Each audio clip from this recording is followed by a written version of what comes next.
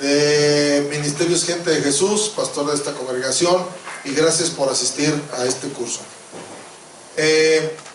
Tenemos en nuestra mesa un pequeño manualito que dice apuntes, notas de homilética. Primero quiero decirles que a veces se confunde la palabra homilética. Un hermano que estaba aquí dirigiendo el culto dice: hermanos, vénganse al curso de homilética. Dije: el curso de homilética me lo da mi esposa porque hace mis omelettes, ¿verdad? De champiñones y todo eso. Y otros le llaman dormilética. Esperamos que nadie se duerma tampoco aquí, ¿verdad?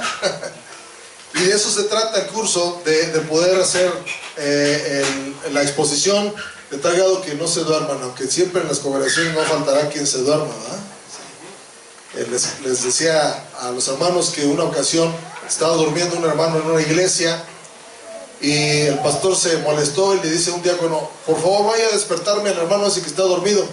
Y el diácono le dice: despiértelo usted lo durmió. Y otro pastor decía: yo soy mejor que el apóstol Pablo. Al apóstol Pablo se le durmió uno, a mí se me duermen todos. Y esperamos que no se duerman, ¿verdad? Sino que sea ameno esto. Entonces vamos a abrir nuestro manual, por favor, y vamos a iniciar nuestra exposición hoy con los apuntes de homilética. En la introducción dice así: ¿quiere usted predicar? Felicidades. Está usted frente a un mundo lleno de bendición, privilegio, satisfacción, emoción y, por supuesto, mucha responsabilidad. Quiero puntualizar la responsabilidad, porque el que bien enseña será llamado grande en el reino de los cielos, el que enseña mal será llamado pequeño, dice, en el reino de los cielos. Entonces es una gran responsabilidad que lamentablemente muchos no valoran, ¿verdad? No valoran, por lo cual queremos que todo lo que hagamos para el Señor le pongamos esfuerzo y le pongamos dedicación, ¿sí? El esfuerzo, dice la Biblia: esfuérzate, sé valiente, ¿sí? Hay muchas porciones en la Biblia que nos hablan de esforzarnos. Entonces adelante, no desmayemos, pero recordemos 2 de Timoteo capítulo 2 verso 15, que dice: procura con diligencia presentarte a Dios aprobado. Y lo dice como obrero que no tiene de qué avergonzarse y que usa bien la palabra de verdad. Hay una frase, hay una versión de la Biblia que dice que traza bien. Trazar es básico para que algo salga bien. Como un arquitecto que hace sus trazos, ¿verdad?, para poner los fundamentos, o como un modista, ¿verdad?, que para que salga bien una pieza, todo depende del trazo. Y para que salga bien la predicación depende de cómo lo tracemos también nosotros, ¿sí? Dentro de los predicadores, a veces por la falta de capacitación en este aspecto, pues se hace un revoltijo de cosas al predicar. Después, cuando le preguntan a las personas de qué habló el pastor, pues no supe de qué. Fueron muchos temas que trató y se pierde la eficacia, ¿verdad? La eficacia para que la gente sea edificada de acuerdo a la palabra de Dios. Lo que aquí compartiremos será solo lo básico. No podemos en 3 horas dar todo lo que da un seminario, pero es lo básico y nos va a servir mucho como herramienta, y lo demás viene con la práctica. Usted va a empezar a practicar, ¿verdad?, todo lo que ha puesto o ha recibido de parte de Dios, lo va a practicar. Muy bien, vamos a mirar, a contestar la primera pregunta. La primera pregunta: ¿qué es la homilética? ¿Qué es la homilética? Dice: la palabra homilética viene de la palabra homilia en latín, o homilía en latín, que significa discurso, conferencia, sermón o plática religiosa. Entonces la homilética es el arte de exponer un sermón. ¿Qué es la homilética? El arte de exponer un sermón. Está paralelamente la homilética, la hermenéutica. La hermenéutica es es el arte de interpretar correctamente la palabra. Digo que está a la par porque una con la otra tienen que ir de la mano, ¿sí? Porque si yo expongo perfectamente, pero sin hermenéutica, sin leyes, ¿verdad?, de interpretar correctamente la palabra, voy a enseñar herejías, ¿no? Voy a enseñar herejías, ¿verdad? Antes de continuar, vamos a advertir lo que no es predicar, aunque se parezca. Una persona que se dedicaba a la pintura dijo que los lados oscuros de la pintura sirven para resaltar los lados claros, ¿sí? Y en la predicación también, antes de decir qué es predicar, tenemos que decir lo que no es predicar, para que también lo evitemos, para no cometer errores. Dice, a menudo se ha malentendido la palabra exhortar. Bueno, lo primero que tenemos que saber que predicar no es regañar. No es regañar. Bueno, ahí está la descripción de homilética. Lo que no es predicar, primeramente no es regañar. A menudo se ha malentendido la palabra exhortar. El exhortar no es otra cosa que animar, introducir, impulsar y hasta rogar. No se trata de descargar nuestra ira o enojo, en algunos casos hasta el mal humor sobre la congregación que ha ido a escuchar la palabra de Dios para edificarse. No sé si ustedes han conocido a un predicador regañón, que en vez de tenerle respeto le tienen miedo. Tienen miedo, ahora qué me va a decir, ahora, cómo va a reaccionar, ¿no? Y lamentablemente se malinterpreta. Piensan que alguien que usa el púlpito tiene licencia para regañar. Y no es así, no es así. La segunda cosa que no es echar indirectas. Es difícil escapar de la tentación de echar indirectas, especialmente cuando conocemos las flaquezas y debilidades de nuestros oyentes. Echar indirectas es una cobardía, pues se utiliza el púlpito para escudarse y nadie puede defenderse. Si sabemos de la falta de algún hermano o hermana, la Biblia recomienda llamar a la persona en privado y amonestarle con amor. Mateo 18:15. Voy a pedir que si alguien me ayuda leyendo, pueda hacerlo desde su lugar, solamente para corroborar este principio bíblico, para llamar la atención a alguien, ¿verdad?, cuando anda mal. ¿Qué dice la palabra de Dios? Si un creyente peca contra ti, háblale en privado y hazle ver su falta. Si te escucha y confiesa el pecado, has recuperado a esa persona. Entonces nunca use el púlpito para sacar algo que conoce de las personas, ¿sí? Porque eso es echar indirectas. Y yo creo que si hay que echar algo de las predicaciones, echar directas, no indirectas, ¿verdad? Hablar al punto, ¿verdad? Al punto. ¿Por qué? Porque, vuelvo a repetir, se puede tomar como una cobardía. No puedes decirle de frente a un hermano, tú estás mal en esto, ¿verdad? Y llamarlo a solas, dice, ¿verdad? Y si se dice en público, pues hasta le quita el privilegio de defenderse. De defenderse, y se va a sentir incómodo, y algunos hasta se pueden ir de la congregación. La tercera cosa que no es predicar, no es una exhibición personal. No sé cuántos de ustedes han ido a la exposición de un sermón donde usted se admiró del que lo expuso, ¿verdad?, por tanta elocuencia, por tanto conocimiento, pero nada más quedó hasta ahí, porque eso fue nada más una exhibición personal. Cuando una persona se propone exhibir su personalidad, sus cualidades o su conocimiento, resulta contraproducente y sin bendición. El apóstol Pablo se dio cuenta del error de presentar a Jesús envuelto en sabiduría humana.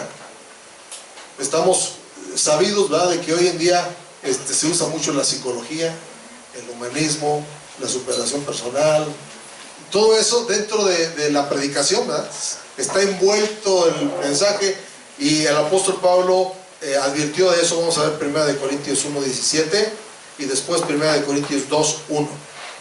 Pues no me envió Cristo a bautizar, sino predicar el Evangelio, no con sabiduría de palabras, para que no se haga vana la cruz de Cristo.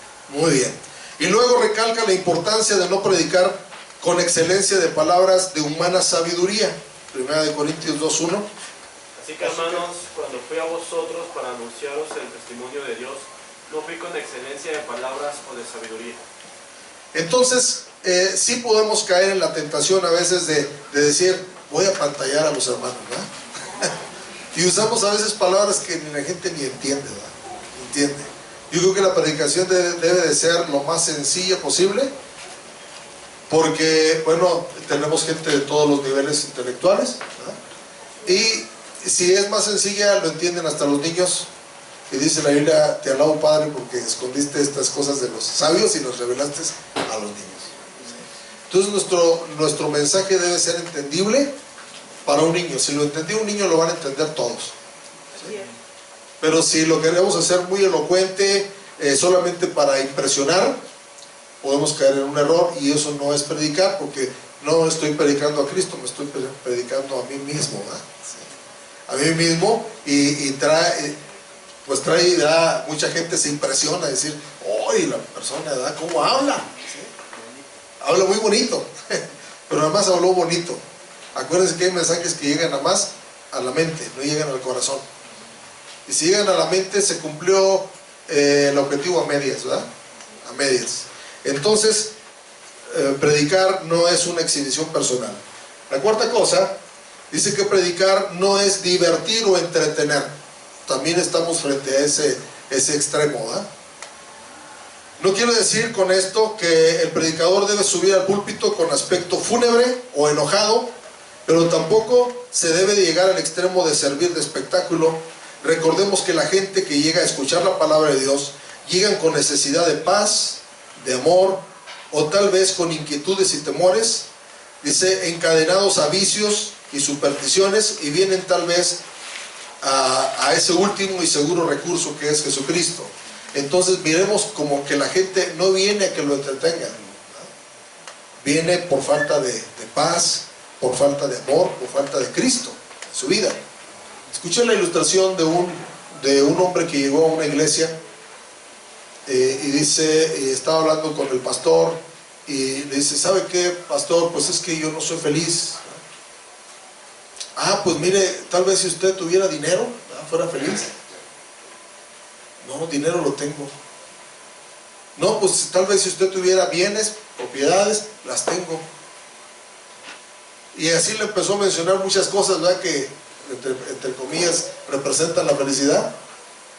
Hasta que ya no hay yo qué decir, le dijo, mire, aquí en la esquina hay un circo. Y hay un payaso que todos los que van ahí se ríen. Y de seguro usted se va a reír y se va a divertir mucho. Vaya a verlo. Dice, yo soy el payaso. Yo soy el payaso. Entonces la gente no viene a eso, viene a otra cosa. Viene con una necesidad de Dios, de paz, de amor. Debemos de tener ese concepto en la mente antes de exponer algo y solamente divertirlos, entretenerlos. Y algunos hasta se pueden sentir ofendidos, ¿verdad? Cuando uno hace exceso de bromas, ¿verdad? A la gente.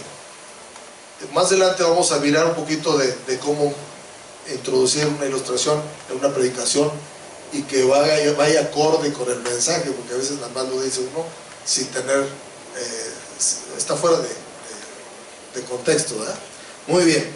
Entonces, lo que es no predicar? No es predicar regañar, no es predicar echar indirectas, no es predicar una exhibición personal, no es predicar divertir o entretener. ¿Sí? Entonces surge la otra pregunta, ¿qué es predicar?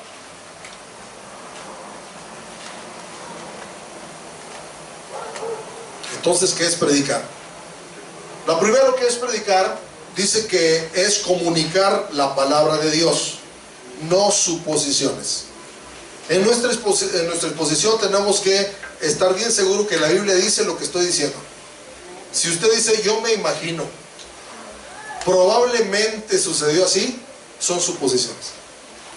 Y para suposiciones, pues en otro lado, ¿no? En la iglesia no.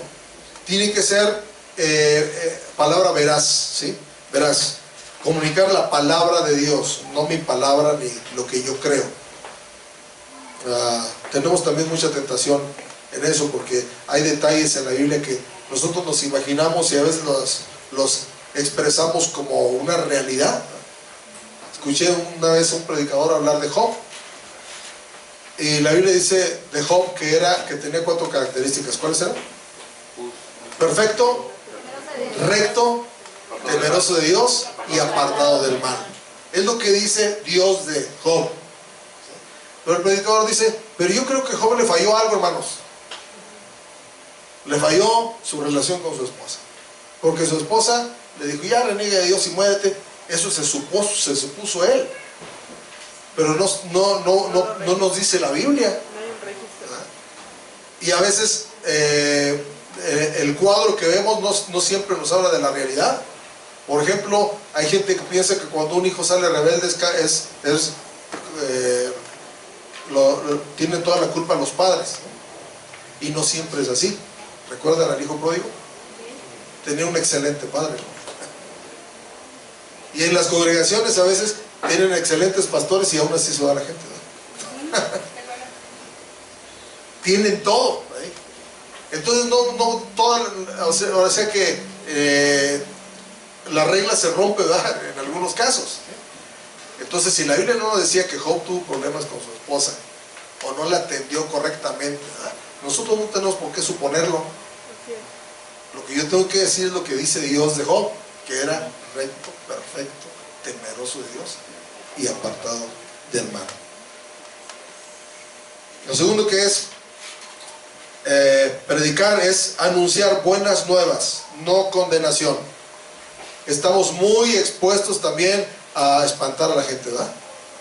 ¿Sí? Te vas a ir al infierno, ¿no? Sí. Eso no son buenas nuevas para nadie, ¿verdad? Y si sigues así, que te va a ir mal y que vas a fracasar y que vas... Eso no es la predicación del Evangelio. El Evangelio, de hecho, quiere decir buenas nuevas de salvación. Buenas nuevas. Entonces tenemos que cuidar que mi mensaje vaya dirigido a buenas nuevas, ¿verdad? No a espantos, no a regaños, no a estar diciéndole a la gente que le va a ir mal. La tercera cosa es inyectar medicina al alma, pero también no sobredosis. Porque también hay que saber inyectar, ¿verdad? Hay que saber inyectar. Si no sabe inyectar, puede dañar más que beneficiar. Pero nosotros tenemos que saber que Dios nos ha hecho a nosotros como pastores o líderes cuidadores del alma. Dice la Biblia que sujetad a vuestros pastores porque ellos velan por vuestras almas como quienes han de dar cuenta. Lo más importante de la gente que viene a nuestras congregaciones es su alma. Su alma, porque es la que va a definirse a qué lugar va. El cuerpo ya tiene un destino. ¿Cuál es el cuerpo? ¿Cuál es el destino? El polvo. El espíritu, que es el soplo de vida, también ya tiene un destino. Dice que el espíritu vuelve a Dios, quien lo dio. Entonces el alma es lo más importante porque es la que decide o define el futuro de cada persona, ¿sí? Entonces hay que inyectar medicina, no sobredosis, porque el alma necesita ser sanada. Y Jesucristo, su principal ministerio fue a sanar los quebrantados de corazón. Y hay mucha gente quebrantada de corazón. ¿Qué más es? 4. Es como dar a luz una nueva criatura, aunque nos duela, aunque ya hay partos sin dolor, ¿verdad? Pero la idea, ¿verdad?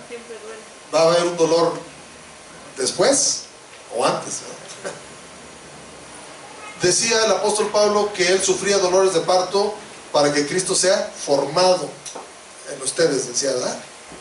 Entonces nosotros tenemos que, a veces aunque nos duela, ¿verdad?, predicar la sana doctrina, porque estamos dando a luz, ¿verdad?, a almas, a gente que va a entender el mensaje, ¿verdad?, y que va a recibir la palabra de Dios. Bueno, eso y más es predicar. Podría hablarles de muchas cosas, pero con estas 4 cosas creo que hay una idea más o menos de que predicar es una responsabilidad muy alta. Ahora, hay técnicas, vamos a entrar ya en materia, ¿no? Hay técnicas y estilos en la predicación. Ya se adelantó. Perdón. Técnicas y estilos, ¿verdad?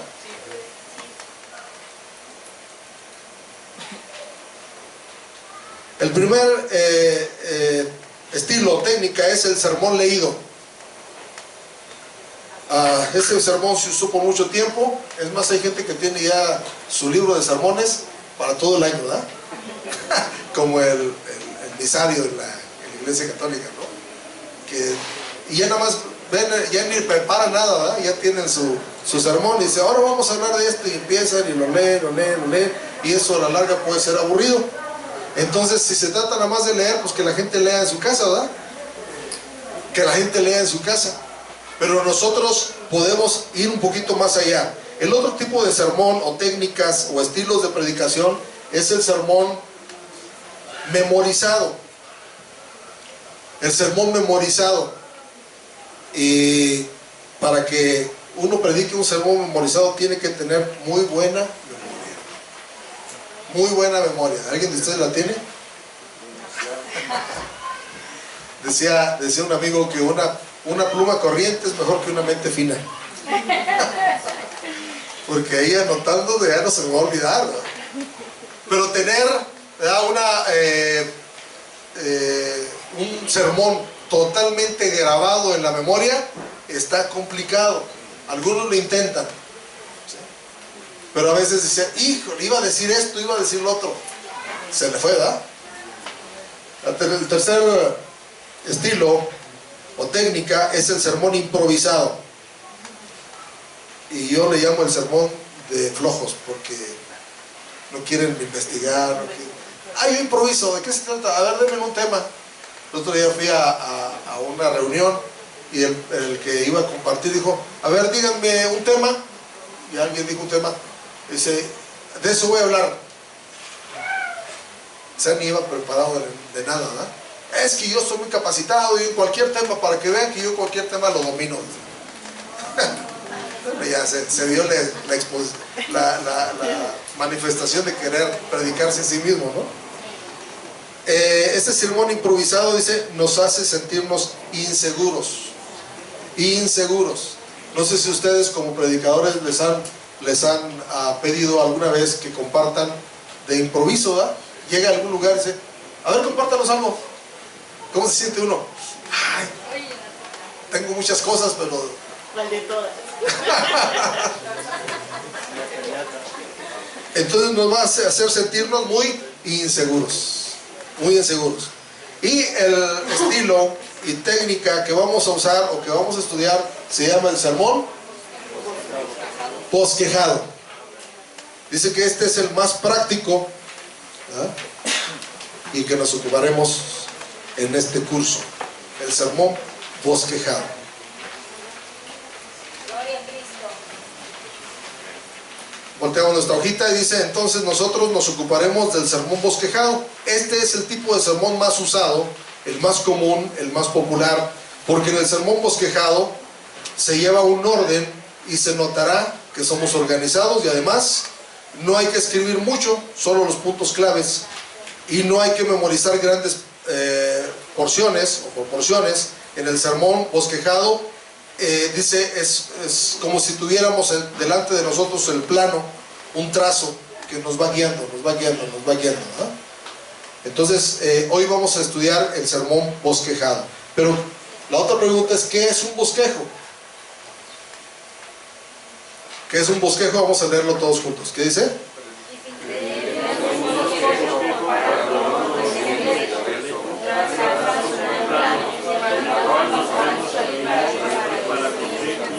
Para construir un sermón.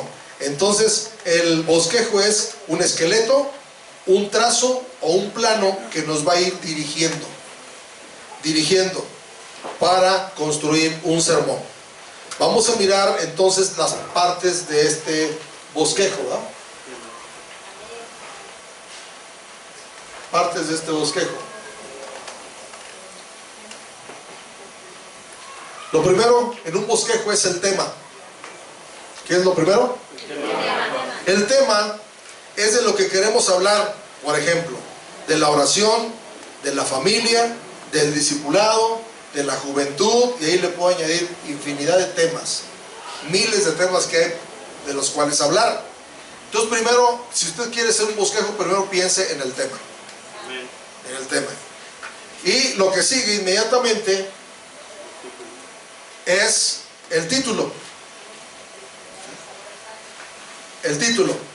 Dice, no debemos confundir el tema con el título, ya que el tema abarca muchas áreas y el título indica particularmente una área del tema. Por ejemplo, si nuestro tema es la oración, nuestro título nos indicará el área de la oración, como cuándo orar, dónde orar, cómo orar, por qué orar, etc.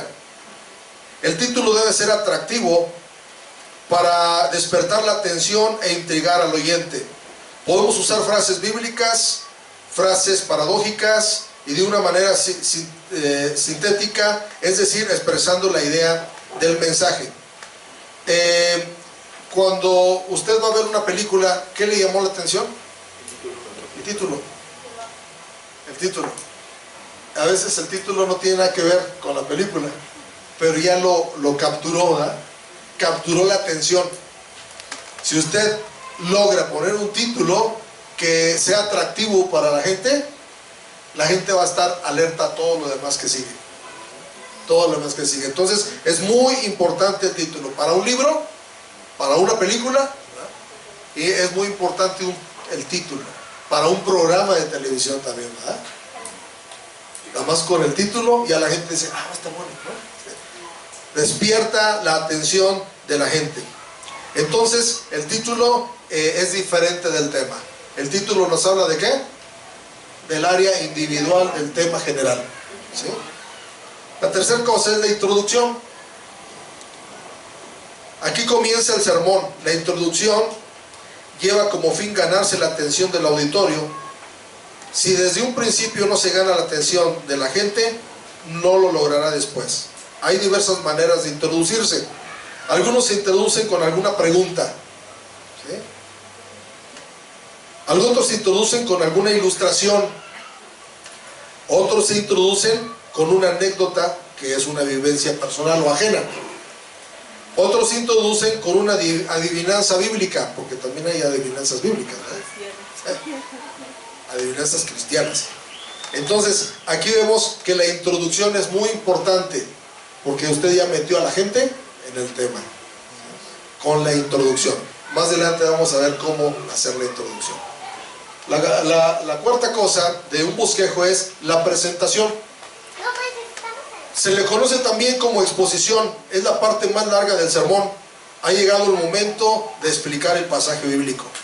Las divisiones de la presentación, hágalas con números romanos y los subtítulos en números arábigos. Bajo esto use letras. Ejemplo, punto número 1 con un punto, con un número 16 romano. Después el subpunto en relación al anterior con un número arábigo. Y después con incisos, ¿verdad? Con letras A, B, C. Procure no presentar muchos puntos en su presentación. 3 o 4 son suficientes. Si usted le dice, les voy a hablar de 20 puntos para llegar a esto, la gente dice, ¿cuánto se va a tardar?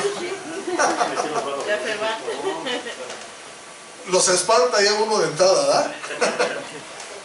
Que sí, que se va a tardar un montón, ¿sí? Entonces, si es posible, ni mencione cuántos puntos va a tratar, pero que sean pocos. Eso es muy importante. Dice, para el desarrollo, o para desarrollar nuestra presentación, podemos echar mano de cuestionamientos al texto o pasajes escogidos, como ¿qué dice el pasaje? ¿Quién lo dijo? ¿Cuándo sucedió? ¿Cómo aconteció?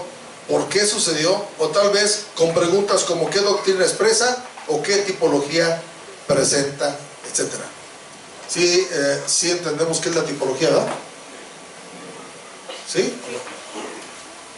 La tipología son figuras utilizadas por la Biblia para expresar una verdad, ¿sí? Por ejemplo, una tipología de Jesús puede ser un personaje bíblico, pero también puede ser un objeto, como la roca, que es tipo de Cristo. o como un personaje como José, que fue libertador, es figura de Cristo también, ¿sí? Entonces la tipología puede ser personajes, pueden ser objetos, pueden ser lugares o ciudades, ¿verdad?, que usemos como tipología, y no todos los versículos traen tipología, pero si lo trae nos va a servir mucho, ¿sí? La tipología, no podemos, dice la hermenéutica, que no podemos hacer una doctrina de una tipología, pero sí nos sirve mucho para expresar, ¿verdad? Sí nos sirve mucho para expresar la doctrina que encierra eso, ¿sí?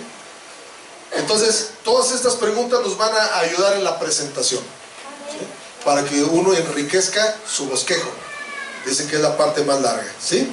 Bueno, ahí puse una descripción de lo que es doctrina y lo que es tipología. Dice, la palabra doctrina quiere decir enseñanza y expresa los fundamentos de una creencia. Y tipología, dice, figuras utilizadas para representar alguna realidad espiritual.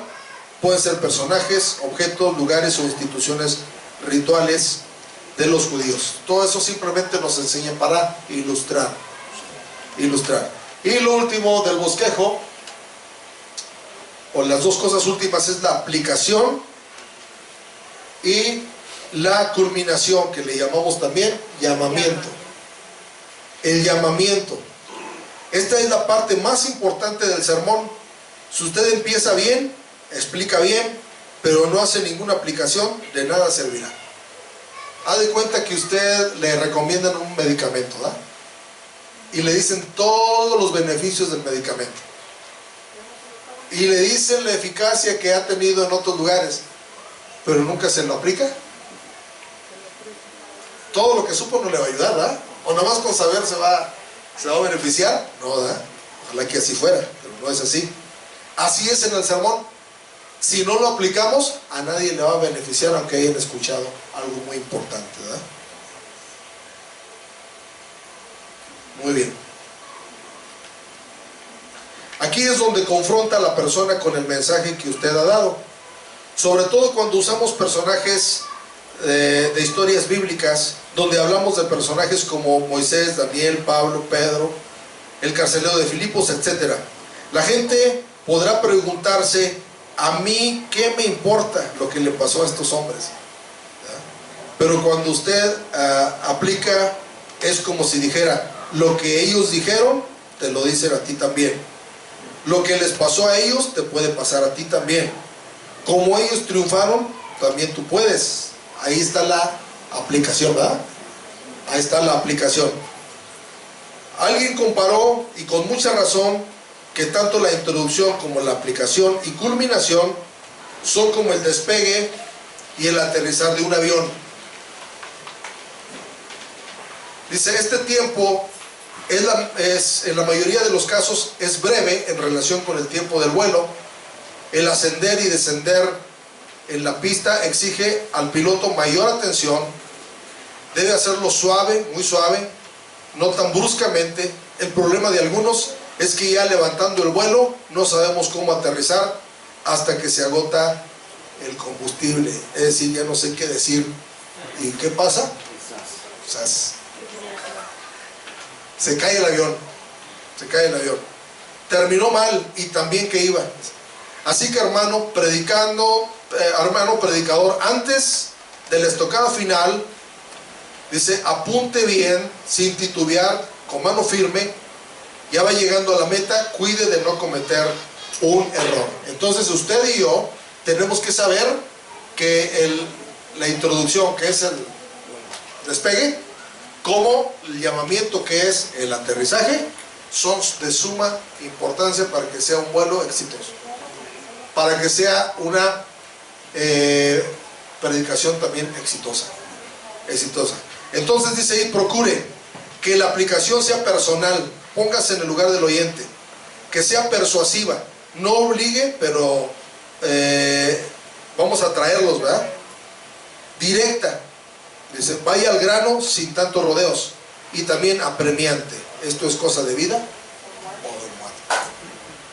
Procure estas 4 cosas cada vez que aplicamos la palabra de Dios, ¿verdad? Sea personal, hay que ponerse en el lugar de los oyentes, ¿sí? Hay que ponerse en el lugar de los oyentes. Ahora, ¿cómo encontrar el tema? Aquí vamos a ir describiendo poco a poco. Vamos a volver entonces al tema, ¿verdad? El tema. Dice, antes de proceder a la preparación de un sermón, debemos respondernos a esta pregunta: ¿de qué voy a hablar?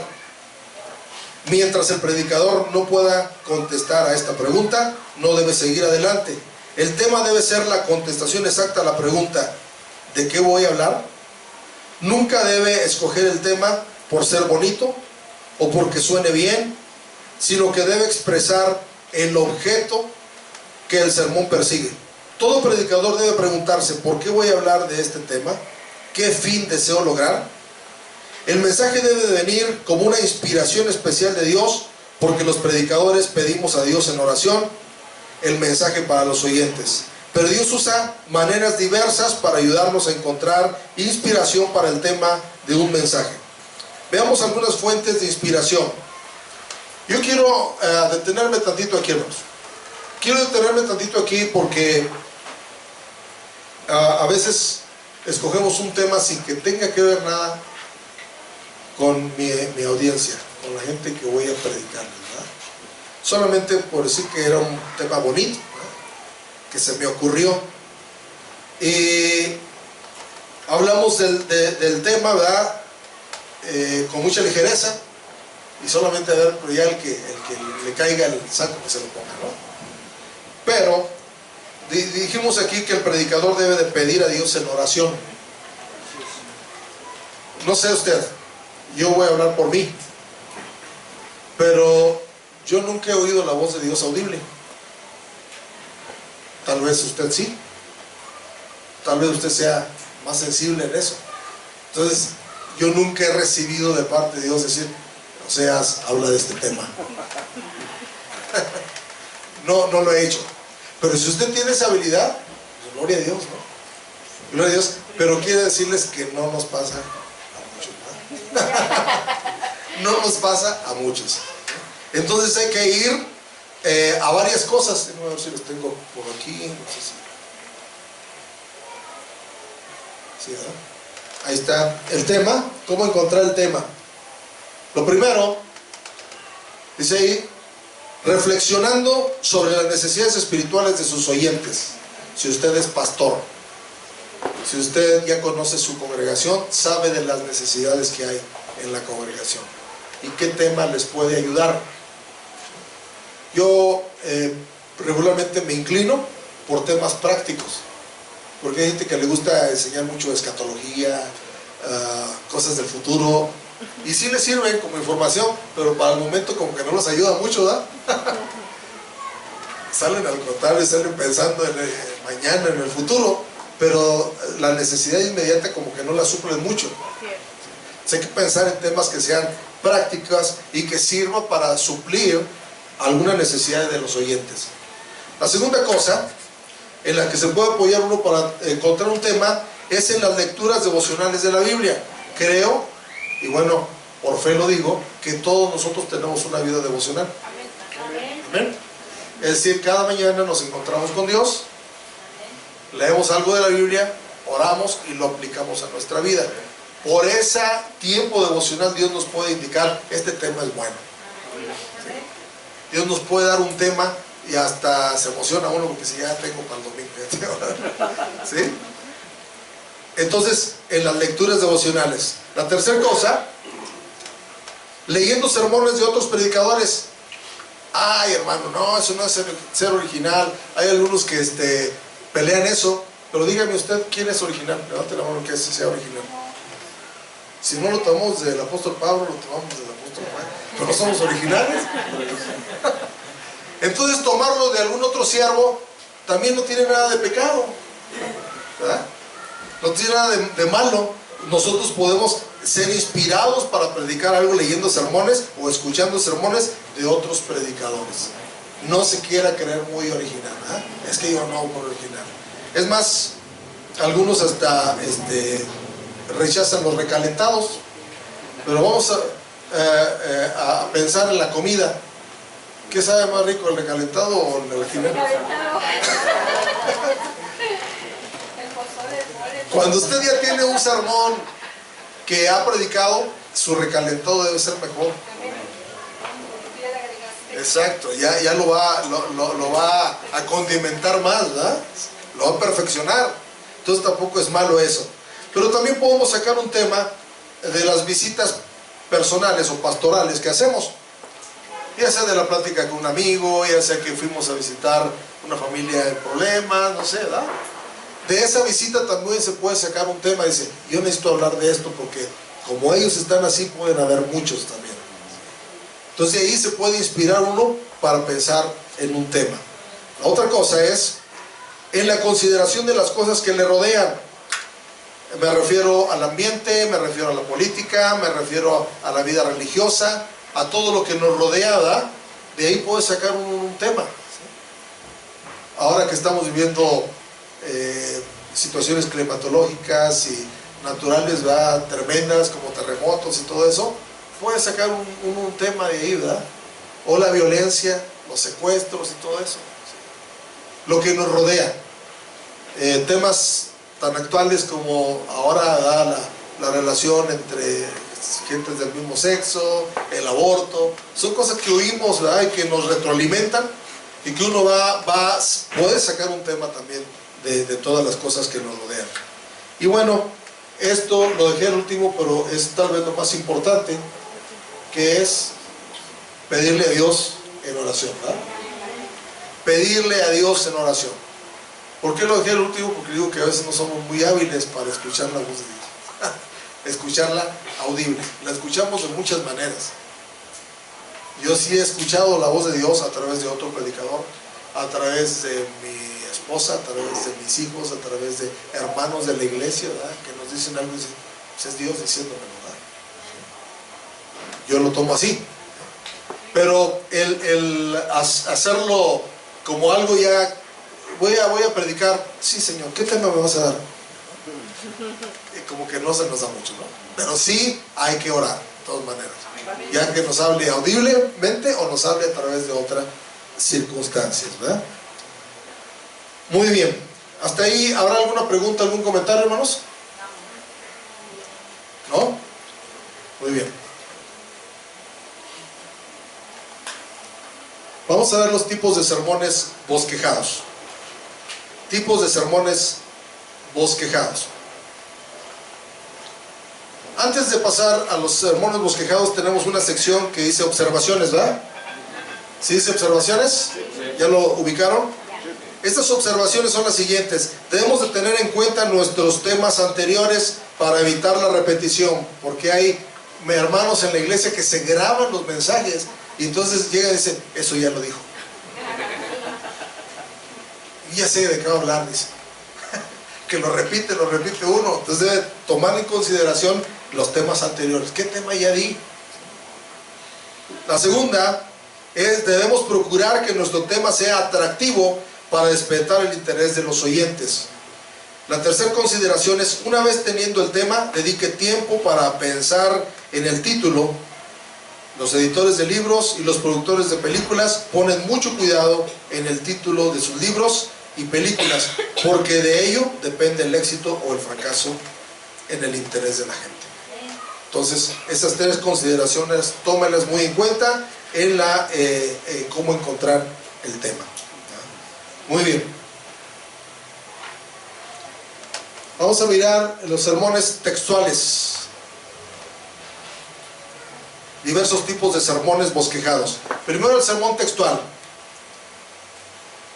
¿Qué es un sermón textual? Dice, un sermón textual es el que se limita a explicar un texto bíblico. Un solo texto bíblico.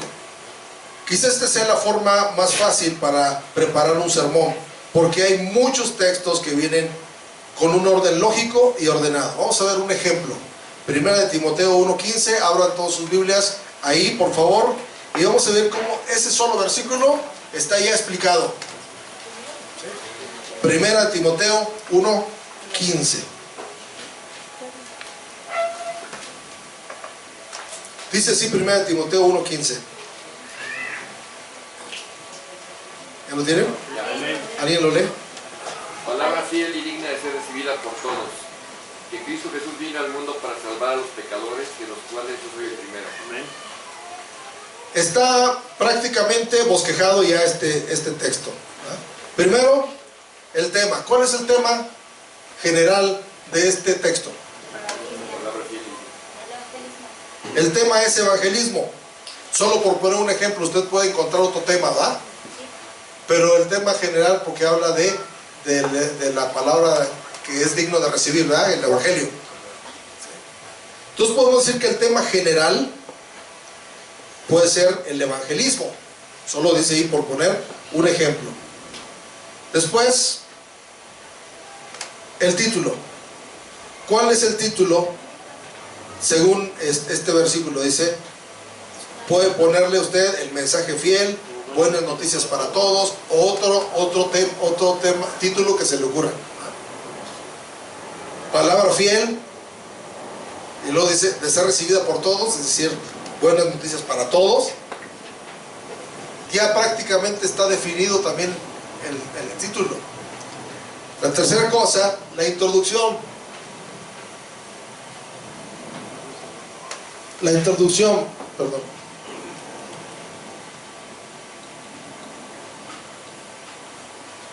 La introducción dice, podemos hablar de la falsedad de las noticias que escuchamos a diario en contraste de la veracidad de la palabra de Dios. Palabra fiel. Palabra fiel quiere decir que esta noticia sí es verdadera. No estamos hablando de noticias chafas, de noticias que supongamos que las oímos de terceras personas y que no tenemos fuentes seguras, ¿verdad? ¿Cómo saben que muchos programas de televisión ni revisan sus fuentes, nada más dicen su noticia?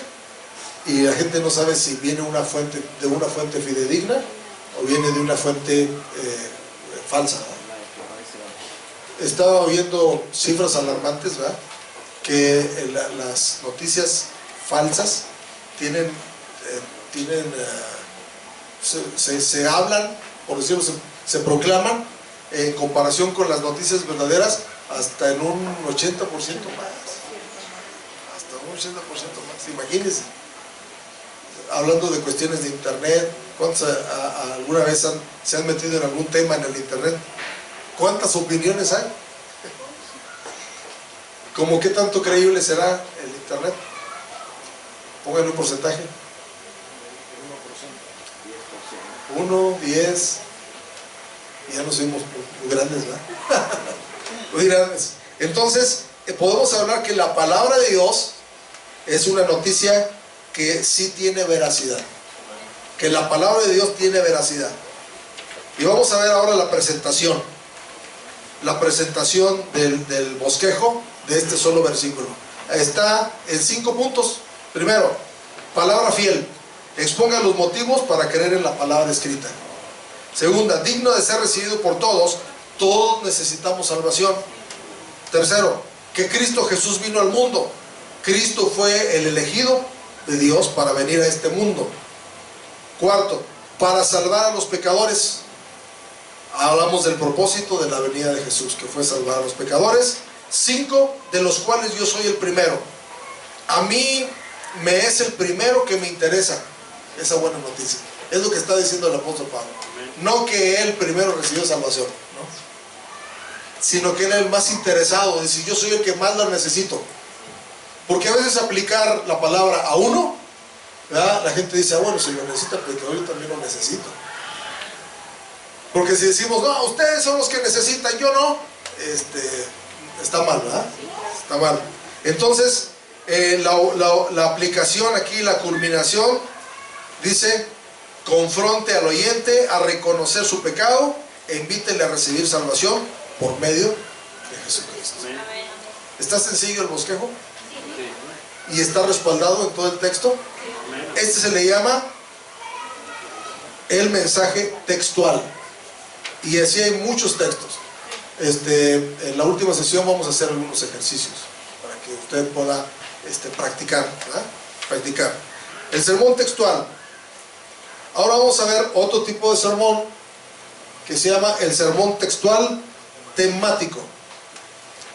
El sermón textual temático, dice, se puede construir este tipo de sermones en textos que tienen una palabra clave que viene a darnos el tema del mensaje en base a esa palabra clave se buscan textos que tengan relación con las subdivisiones hechas con anterioridad en nuestro texto base. Veamos algún ejemplo. Mateo 11:29. Mateo 11:29. ¿Alguien lo lee, por favor?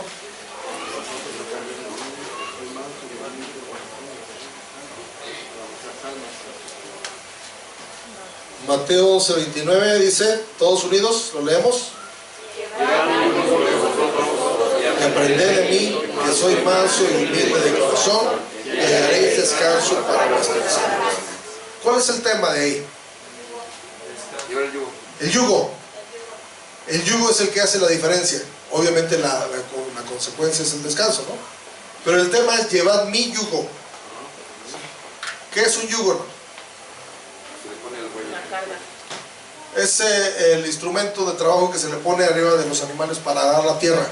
Pero bueno, también en otras áreas hay yugos, ¿verdad? Como en la mecánica, ¿sí? Un yugo une dos cosas, simple y sencillamente, ¿verdad? La función de un yugo es unir dos. Y Jesús nos está invitando a llevar su yugo, ¿sí? Entonces, el tema es el yugo. El título puede ser la necesidad de un yugo. A ver, ¿qué otro título se le ocurre a usted? Aprende de mí, ¿está bien? ¿Qué título? ¿Qué título? Estamos hablando del yugo. El yugo es el tema general, pero un tema específico. ¿A quién unirte? ¿verdad? ¿A quién unirte? Pero otro más. Puede despertarlo con una pregunta. La pregunta es, ¿con quién estás unido en yugo? ¿verdad? ¿Quién está del otro lado de tu yugo? ¿Sí? Y ahí usted puede tener mucha creatividad, ¿verdad? Creatividad en ponerle algo que sea atractivo, ¿verdad? Para las personas. Si la gente no sabe que está unido a un yugo, va a hacer cosas, ¿verdad? Va a hacer cosas que no sabe por qué las está haciendo. ¿Sí? Entonces, depende de quién esté uno unido, es el final que va a tener, que es hallar descanso para sus almas. ¿Sí? En la introducción dice, todo ser humano necesita estar bajo un yugo. Hay yugos de pecado, yugos de vicio, yugos de tradiciones. ¿Yugos de qué más hay, no? Yugos desiguales. ¿Qué más?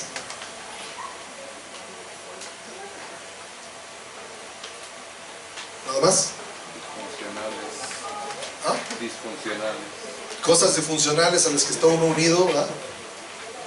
Hasta en cuestiones laborales, en cuestiones de amistades, ¿verdad? Con quién te estás uniendo, ¿no? Entonces, todo ser humano necesariamente necesita estar bajo un yugo, y los yugos más crueles los pone el diablo, los pone Satanás. Por eso dice Isaías que la unción pudre el yugo, ¿verdad? La unción pudre el yugo, hace que el yugo se rompa, porque el yugo regularmente es de madera, del que se está hablando, ¿verdad? Si ha podrido, ya no hace ningún esfuerzo, ¿verdad? Ninguna fuerza. La presentación, tipos de yugo: el yugo de pecado, el yugo de rebelión, el yugo de Cristo. 3 tipos de yugos. No vamos a leer todas las porciones por tiempo, pero usted léalas en su casa. Punto número 2. ¿Para qué sirve el yugo de Cristo?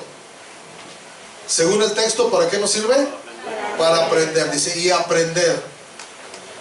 No sé si usted ha oído, pero las personas de campo hablan de que cuando un toro es brioso, es bronco, lo atan con el yugo a un experimentado, a un